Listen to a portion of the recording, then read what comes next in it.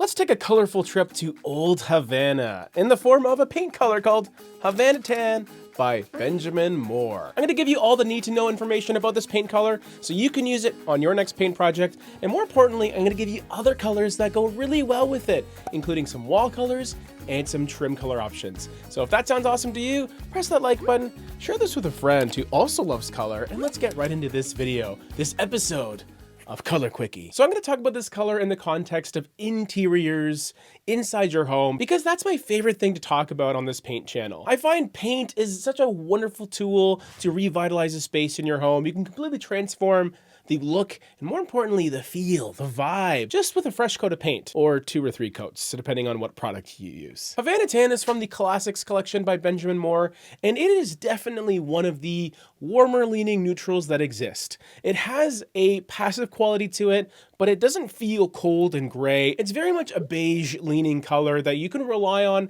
in a number of different circumstances, because of the fact that it's not too dark, it's not too light. We know this because we can look at the LRV, the light reflectance value. This is the number that's actually right over here. Zoom in a bit. So right under Shop Now. And the LRV is a 0 to 100 number that tells us how much light any color reflects. So this means Havana Tan reflects about 60-ish% of the light that hits it, making it a slightly lighter leaning mid-tone paint color. And for context, that's a great thing if you want to use this on your walls in a lot of rooms in your home, because it sits in a wonderful place where it doesn't feel too light or too dark for most people. Just for context, here's a color with a 60 LRV, and then here's a color with a 20 LRV. It's quite a big difference. I find in practicality, Havana Tan is passive enough that it shouldn't clash too much with certain colors, but I find it works really well once you double down with that warmth. You go towards the more terracotta, orange leaning colors, maybe some reds, and then complement those warm colors with kind of the opposite, which is more greens. And that's exactly what I did with this color palette that we're gonna get to. But before we do that, make sure you press that subscribe button, because we release many videos every week, and we also have exclusive Patreon content if you wanna check us out for even more paint people goodness. Link in the description down below. Okay, so before we get to the wall color pairings, which is my favorite part of the video, we'll talk about trim colors first. I have 2 options for you, like in every episode of Color Quickie, a lighter trim color and a darker one.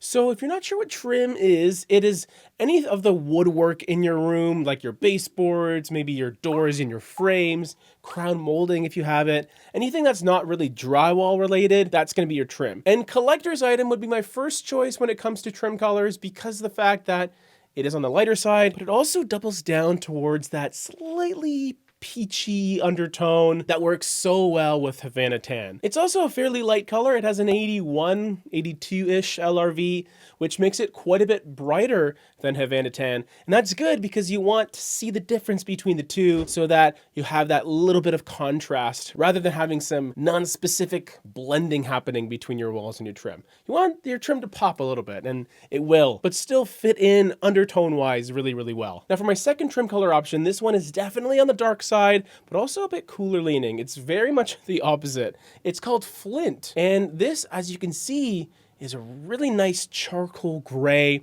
but it's not just gray, gray, gray. It has this kind of slightly cool green undertone, like a very dark, deep shaded teal touch to it. It's that little bit of green that will complement that warmth in the other 2 colors we talked about, and maybe some other colors moving forward. Colors like Chill Chardonay, which is the first wall color pairing in this video. Instead of a red undertone, this one is a little more of a goldy brown orange undertone, but still fairly complementary to that cool aspect found in Fossil. So what's lovely about this color is it feels a little more saturated, even though it still sits within that neutral color scheme. It still feels fairly neutral because it is in that kind of tan, beigey category, but it's a lot more saturated than Havana Tan. It has a lot more to it.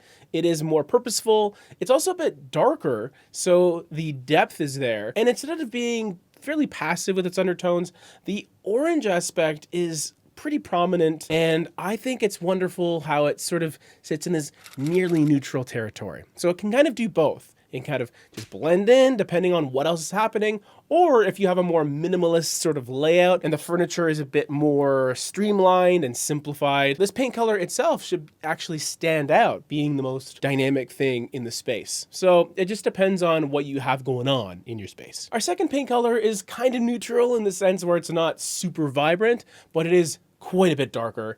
It's Sussex Green, and this is a color that almost has this olive quality to it, but because it's darkened with some of this beautiful slate gray, it cools it down and prevents it from feeling overly yellow undertone, which some olive colors can do, but this one is a little bit ambiguous in that sense. It technically has some warmth, but it's combined with that gray. So not a blue leaning olive color, which I don't even know if that exists. This one does feel a little bit desaturated, so it fits in quite well, but it will definitely complement any of the oranges and the reds that are happening in this palette. Also a 21 LRV nearly, so pretty dark. This is more of an accent color, but I absolutely could see it working in an entire room. Not just a powder room either. Like you can actually go and take this out into some of the secondary spaces in your home and it'll look really wonderful. Let's finish up with Foxy Brown, which is a color that is slightly lighter than Sussex Green, but because of its clay red quality coming to the forefront, I find this to be maybe the co-accent color of the palette.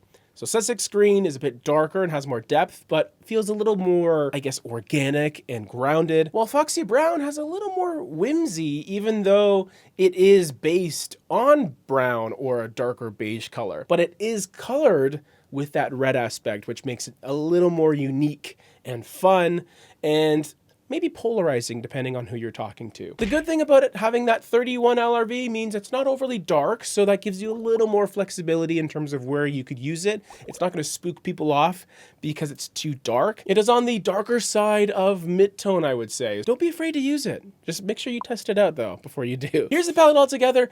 Let me know what you think. You can check us out on Facebook if you want to join the group where we're just having casual conversations about paint and color, or you can become a Patreon member today, and every 3 months you get your own personalized color palette from me on there. So check it out. And in terms of more videos, we got one right over here. Hopefully by the next video, I won't sound quite as bassy.